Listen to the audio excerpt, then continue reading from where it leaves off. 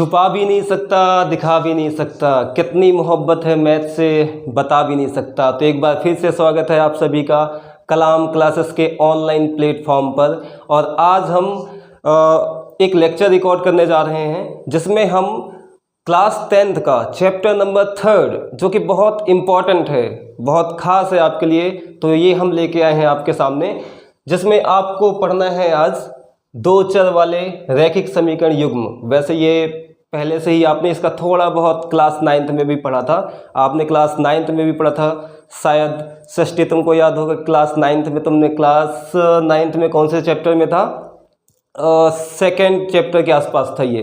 तो वही इसको आगे बढ़ाते हुए सबसे पहले तो इसके इंट्रोडक्शन की बात करते हैं कि इस चैप्टर में ये मतलब सबसे पहली बात तो ये डेली लाइफ को रिलेट करता है।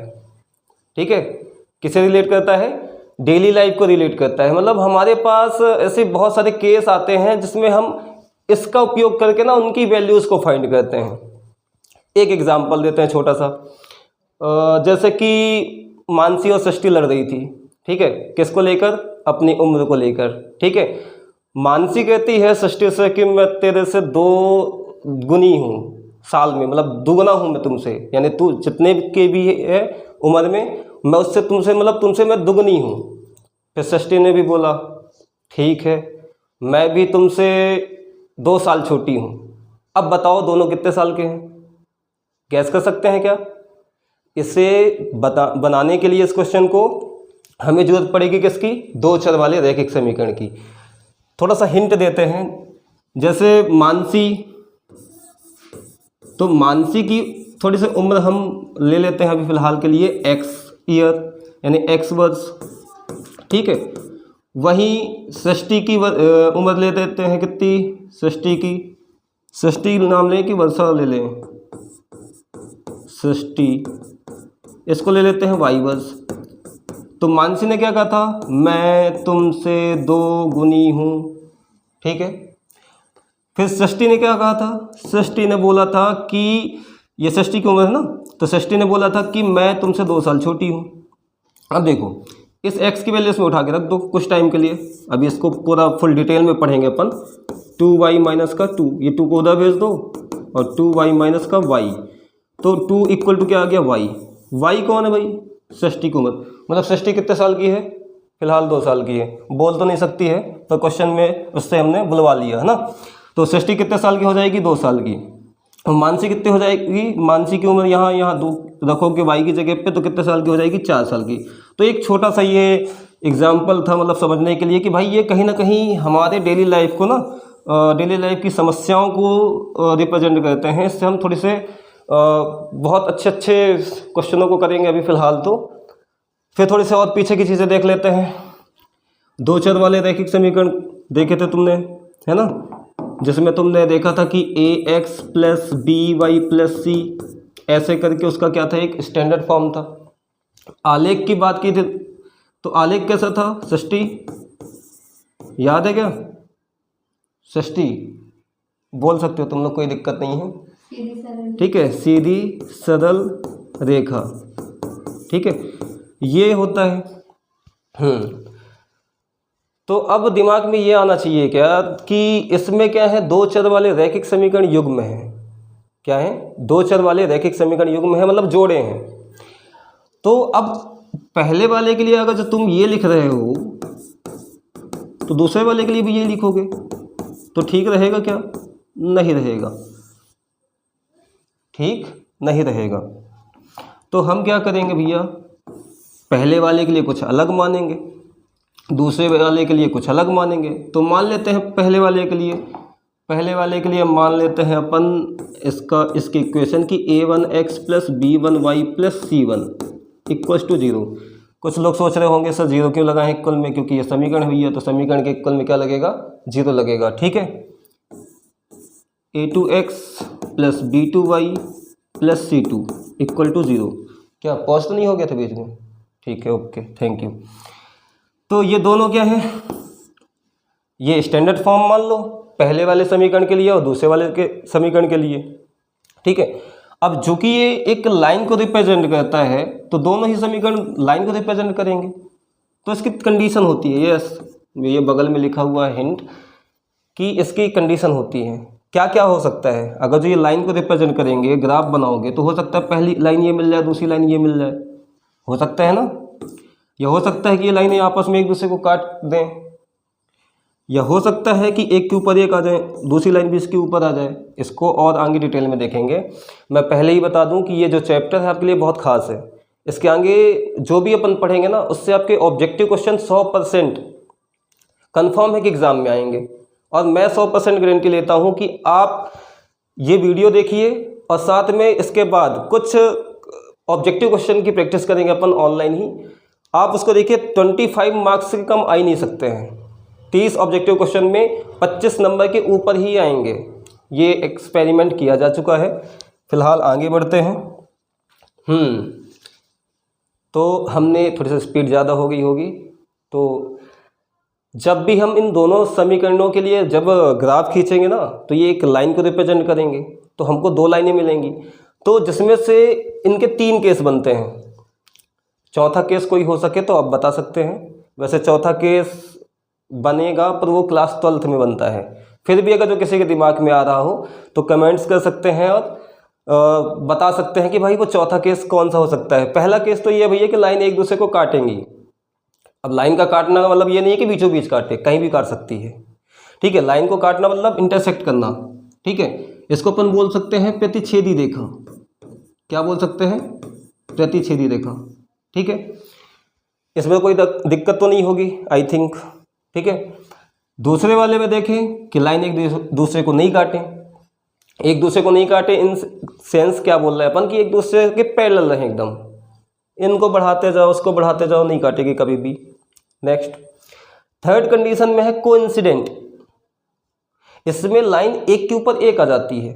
थोड़ी सी इसको अपन एक्सपेरिमेंट करके मतलब दिखा देते हैं। जैसे ये एक हथेली है हमारी, ये दूसरी हथेली है। अगर जो हमने इन दोनों को एक साथ में ऐसे रखा तो आपको पीछे वाली तो नहीं दिख रही होगी। हाँ, हो सकता है आपकी तीसरी आंख हो तो पीछे वाली भी दिख जाए। फिलहाल मानसी दिख रही है क्या? ठीक है। तो ये दोनों एक दूसरे के ऊपर क्या है? कोइंसिडेंट है, मतलब एक दूसरे के ऊपर एकदम चिपके हुए हैं। तो वैसी ये लाइन होती हैं।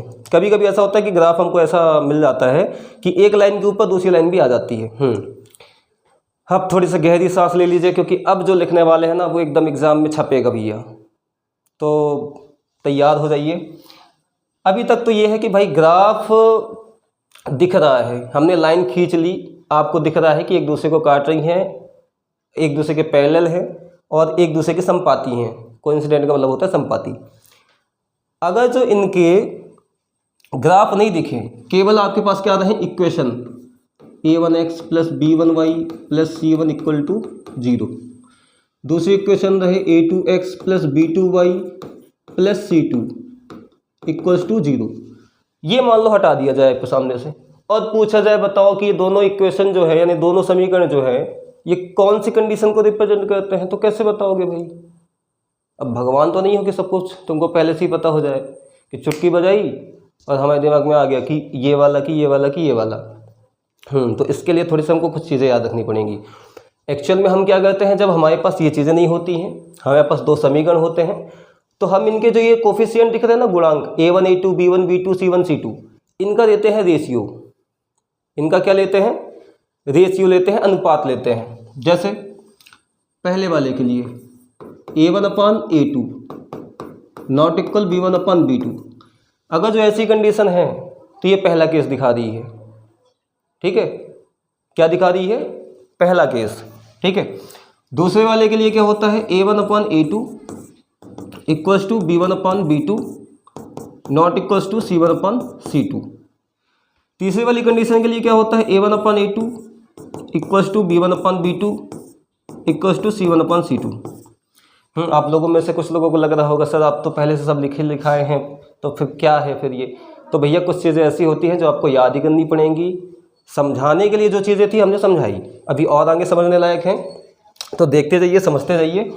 ये तीनों कंडीशन हैं। ये अगर जो आपको पता है, आपके सामने ये आ जाएगा तो आप तुरंत आंख बंद करके बोलिए कि भैया पहली वाली कंडीशन है, यानी रेखाएं क्या करेंगी? प्रतिच्छेद करेगी। a1 upon a2 not equals to b1 upon b2 होगा तो क्या करेंगी? रेखाएं एक दूसरे को प्रतिच्छेद करेंगी। अगर जो a1/a2 equals to b1/b2 and not equals to c1/c2 है तो दूसरी वाली कंडीशन होगी, यानी रेखाएं एक दूसरे के क्या होंगी, समांतर होंगी। तीसरी कंडीशन में ये तीनों अनुपात ना आपस में एक दूसरे के बराबर हो जाते हैं और उसे हम क्या बोलते हैं, संपाती। रेखाएं आपस में क्या होंगी, एक दूसरे के संपाती होंगी। जब जब रेखाएं एक दूसरे को काटेंगी तब तब हमको क्या मिलेंगे, उसके हल। अगर जो नहीं काट रही हैं तो हल नहीं मिलेंगे, ध्यान रखना इस बात को। पहले वाले में रेखाएं एक दूसरे को क्या कर रही हैं, काट रही हैं, मतलब कंफर्म है कि हमको हल मिलेगा। और किसी एक बिंदु पे काट रही हैं, फिक्स एक बिंदु पे काट रही हैं, तो इसका एक यूनिक सॉल्यूशन होगा। तो इसमें हम लिखेंगे कि एक अद्वितीय हल, एक अद्वितीय हल होगा इसका। क्या क्या याद रखना है, ये कंडीशन आए तो हम बोलेंगे रेखाएं प्रतिच्छेद करेंगी, और रेखाएं प्रतिच्छेद करेंगी तो उनका हल कैसा होगा, एक अद्वितीय हल, यानी यूनिक सॉल्यूशन होगा। ठीक है। दूसरे केस में देखो, रेखाएं एक दूसरे को काट ही नहीं रही हैं, और जब तक एक दूसरे को काटेंगे नहीं तो हमको आंसर मिलेगा नहीं कभी। मतलब हमको इसमें क्या होगा, वो गाना सुने होगे, कोई मिल गया, पर कोई मिल गया नहीं, इसमें कोई हल नहीं। ठीक है, कोई हल नहीं। तीसरी कंडीशन में षष्ठी बता सकती हो क्या, तीसरी कंडीशन में क्या होगा, अनेक हल। गुड।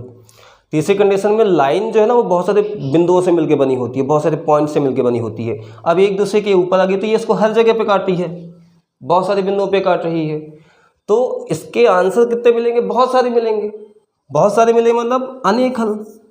क्या होगा, अनेक हल। तो उम्मीद करते हैं ये छोटी सी चीज़ जो है ना ये याद करेंगे आप, 100% गारंटी है 1 नंबर आपको एग्जाम में ऑब्जेक्टिव के लिए तैयार है।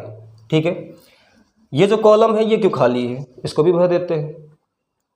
जब जब हमको हल मिलेंगे ना तब तब हम उनको बोलेंगे वो हमारे लिए कैसे हैं, संगत हल हैं। कैसे हैं, संगत। तो जिसमें हल मिल रहा है उसमें आप लिख सकते हैं संगत। क्या लिख सकते हैं, संगत हल। ये कैसे हल है, संगत। जब हमको हल ही नहीं मिलेगा तो वो हमारे लिए कैसे हो जाएंगे, असंगत। क्या हो जाएंगे, असंगत। इसमें हल हैं, एक से ज़्यादा मिल रहे हैं तो क्या दिक्कत है, हमारा क्या जाता है भाई। ठीक है, मेरे अगने में तुम्हारा क्या काम है। ठीक है, एक से ज़्यादा आ जाए कोई दिक्कत नहीं है। तो ये कहानी समझ में आ गई होगी, आई होप। हमने बात किया दो चरों वाले रैखिक समीकरण युग्मों की, उसमें उसका हमने स्टैंडर्ड फॉर्म समझा, तो आपको एक कहानी भी समझाई। ठीक है, उसके माध्यम से आपको बताया कि डेली लाइफ में ये जो है ना चैप्टर कहीं ना कहीं रिलेट करता है, और जो भी कंपटीशन एग्ज़ाम की तैयारी करते हैं ना उनके लिए भी ज़रूरी है। ऐसा नहीं है कि केवल क्लास 10 के लिए ज़रूरी है, सब के लिए ज़रूरी है। ठीक है। फिर हमने और आगे बढ़ा, थोड़ी से और आगे बढ़ा तो हमने इनके 3 केसों के बारे में बात किया कि ये 3 केस बनते हैं। आपको चौथा केस पता हो तो आप कमेंट्स कर सकते हैं। फिर ये 3 शर्तें जो होती हैं कि अगर जो आपको ये डायग्राम नहीं दिख रहे हैं, उनके ग्राफ नहीं दिख रहे हैं, और आपको केवल समीकरण दे दिए जाए तो उस टाइम पे क्या होगा, तो हम इन चीज़ों को देख के बता सकते हैं कि उसका एक अद्वितीय हल होगा, कि रेखाएं प्रतिच्छेद करेंगी, कि रेखाएं समांतर होंगी, कि रेखाएं संपाती होंगी, कि कोई हल नहीं होगा, कि अनेक हल होंगे। ठीक है, आई होप इनको आपको ये समझ में आ गया होगा। एक क्वेश्चन ले रहे हैं इसे से जुड़ा हुआ 3.1 का ये दूसरा क्वेश्चन। ठीक है, दूसरे क्वेश्चन में आपको बोला गया है कि a1/a2 b1/b2 c1/c2। ठीक है, इनके अनुपात लेके मतलब तुलना करना है, तुलना करके बताना है कि रेखाएं कैसी होंगी, प्रतिच्छेद करेंगी, कि समांतर होंगी, कि संपाती होंगी। ठीक है, तो देखो फर्स्ट वाले में देखो ये हमने एक एग्जांपल मतलब क्वेश्चन ही लिया है सीधे सीधे, तो आपके लिए देखेंगे। सबसे पहले तो इसको कंपेयर करना पड़ेगा, इसको समीकरण नंबर 1 दे दो, इसको समीकरण नंबर 2 दे दो। ठीक है, थोड़ी सी लिखना पड़ रहा है। ठीक है, तो आपको भी लिखना पड़ेगा समीकरण 1 व 2 की तुलना, a1x plus b1y plus c1 equals to 0 व a2x plus b2y plus c2 equals to 0 से करने पर। हाँ, आपने क्लास 9th में वैसे ये कर लिया है कंपेयर करने वाला, 4 चैप्टर में है शायद तक में, ABC के मान निकालते थे, याद है। ठीक है, तो उसमें हम कंपेयर करेंगे तो पहले वाले से करेंगे, तो a1 की वैल्यू क्या आ जाएगी 5, b1 की वैल्यू क्या आ जाएगी -4, साइन ले देख के लेना ना, माइनस है तो माइनस में। c1 की वैल्यू क्या हो जाएगी 8।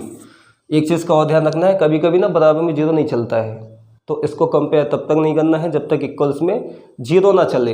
पहले इसको एक प्रॉपर समीकरण के रूप में लिख लेना है, उसके बाद ही क्या करना है, कंपेयर करना है। ठीक है, A2 इक्वल्स टू क्या हो जाएगा 7, B2 इक्वल्स टू क्या हो जाएगा 6 और C2 इक्वल्स टू क्या हो जाएगा -9। मानसी कोई दिक्कत तो नहीं है? ठीक है, ऐसा लगा कि तुम्हें तबीयत ठीक नहीं है। चलो तुम लोग भी समझते जाना, ठीक है, और जो ऑनलाइन देखेंगे वो तो समझेंगे ही। अब कंपेयर करना है तो A1 अपन A2 निकाल लें, क्या होगा 5/7। ठीक है, B1 अपन B2 निकाल लें -4/6। C1 अपन C2 निकाल लें, क्या हो जाएगा 8/-9। ठीक है, ठीक है सृष्टि, कुछ बोल तो नहीं रहे हैं? तो अब देखो ये हमने किया, जो सिंप्लीफाई हो रहा है भैया सिंप्लीफाई कर लो, 2 2 ज़ा 4, 2 3 ज़ा 6।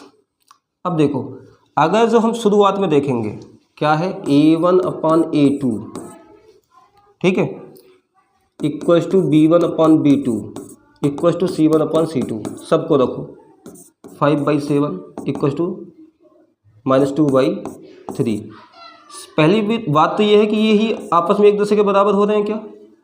नहीं हो रहे हैं, नॉट इक्वल। आगे बढ़ने की ज़रूरत नहीं है, इसी को देख के तुम बता दोगे, इसी को देख के बताओगे तुम, क्या बताओगे कि जो रेखाएं हैं वो क्या है, क्या करेंगी मानसी? अगर जो ये वाली कंडीशन मिलेगी तो क्या करेंगी बताओ, A1/A2 नॉट इक्वल B1/B2, तो रेखाएं क्या होंगी? नहीं पता? ठीक है सृष्टि, इंटरसेक्ट करेंगी, यानी एक दूसरे को क्या करेंगी, प्रतिच्छेद करेंगी। ठीक है, तो जब भी हम इन क्वेश्चनों को करेंगे तो पहले कंपेयर करेंगे, A B C यानी A1 A2 B2 इन सब के मान निकालेंगे, एक दूसरे के साथ में रेशियो में रखेंगे और देखेंगे कि हमारी तीनों कंडीशन में से कौन सी कंडीशन आ रही है। ठीक है, तो आज के लिए फ़िलहाल इतना ही, और आप लोगों ने, जिन लोगों ने भी इस चैनल को सब्सक्राइब किया है, आपका बहुत बहुत शुक्रिया।